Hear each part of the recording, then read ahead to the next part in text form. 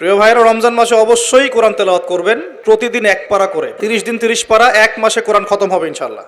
এবং তারাবির নামাজ জামাতে এবং খতম তারাবি পড়ার চেষ্টা করবেন, এবং সবচেয়ে সুন্দর তেলাওয়াত করতে পারে এমন কাউকে ইমামতির দায়িত্ব দিবেন। আরও চেষ্টা করবেন সমাজের বিত্তশালী যারা আছেন, সামর্থ্যবান ইমাম খতিব যারা তারাবি পড়াবেন, হাফেজে কোরআন, তাদের হাদিয়া তৌফা বেশি করে দেওয়ার জন্য, যাতে তাদের অন্য টেনশন না থাকে। সারা মাস তারা এইভাবেই ইবাদত করবে, আমাদের সবাইকে নিয়ে নামাজ কালাম পড়াবেন, তাদের পরিবারের দায়িত্ব আমরা নিয়ে নিব ইনশাআল্লাহ। পারা যাবে তো নাকি? সামর্থ্যবান যারা আছেন আগে ভাগে কিছু বাজারঘাট করে রাখতে পারেন। সামর্থ্য নাই যাদের, তাদের ব্যাপারে কি হবে, আমরা আমাদের অংশ থেকে ওদেরকে খাওয়াবো ইনশাআল্লাহ। পারা যাবেন ইনশাআল্লাহ? 5টা খেজুর দিয়ে যদি ইফতার হয়ে যায়, তাহলে 6 নাম্বার খেজুরটা দান করে দেবো ইনশাআল্লাহ।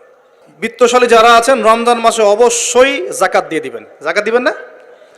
জাকাত কেন? কারণ আপনার সম্পদের মধ্যে যে গরিবের হকটা আছে, এটা বের করে নিয়ে আপনি তার ঘরে পৌঁছে দিবেন। তাহলে কি হবে, ও না খেয়ে মরবে না ইনশাআল্লাহ।